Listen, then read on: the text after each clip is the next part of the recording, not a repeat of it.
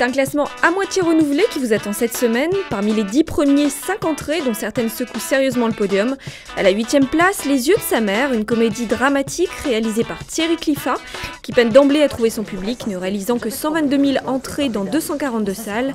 On y retrouve pourtant un joli casting, Nicolas Duvauchel campant un écrivain en mal d'inspiration, qui infiltre la vie d'une journaliste star de la télé, Catherine Deneuve, et de sa fille danseuse étoile, Géraldine Payas, pour écrire à leur insu une biographie non autorisée. Juste devant débarque Jennifer Aniston dans une énième comédie romantique, cette fois aux côtés d'Adam Sandler. Bilan en première semaine, un ratio poussif de 126 000 entrées avec 169 copies. Score tout aussi décevant pour Hell Driver. Malgré sa 5e place, le dernier nanar d'action de Nicolas Cage, mêlant bagarre, explosion, filles sexy et bolide lancé à grande vitesse, recueille 145 000 entrées dans 248 salles. De quoi tuer dans l'œuf son désir de jouer encore les gros bras à l'écran, à grand renfort de technologie 3D, de répliques déconcertantes et de musique rock sauvage, à recommander donc aux seuls amateurs du genre. 2 places perdues pour Ma part du gâteau, en tête du classement la semaine dernière.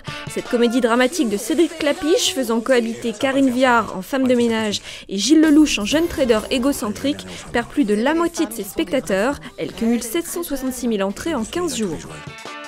En seconde place, Matt Damon et Emily Blunt, réunis dans une adaptation portée à l'écran par George Nolfi de la nouvelle de Philippe K. Dick, Réajustement. Au menu, paranoïa et existence d'une réalité supérieure qui domine un monde illusoire.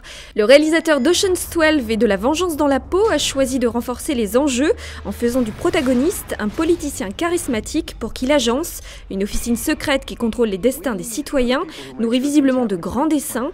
En toile de fond, des interrogations. Peut-on lutter contre son destin ou sommes-nous manipulés par des forces invisibles? Et le leader du classement cette semaine s'impose très largement sous les traits d'un caméléon en chemise hawaïenne nommé Rango, contraint d'abandonner sa vie sans histoire d'animal de compagnie pour se retrouver dans les contrées sauvages du Far West. À travers ce film d'animation davantage réservé aux adultes, Gore Verbinski, le réalisateur des 3 premiers volets de la saga Pirates des Caraïbes, rend hommage au western spaghetti de Sergio Leone et séduit quelques 520 000 spectateurs. Mercredi prochain, ces nouveaux entrants devront affronter le très attendu Je n'ai rien oublié, avec un Gérard Depardieu dont on salue déjà l'un des meilleurs rôles, ou encore les comédies Chez Gino avec José Garcia et Anna Boukelalis, et Tous les soleils avec Stefano Accorsi.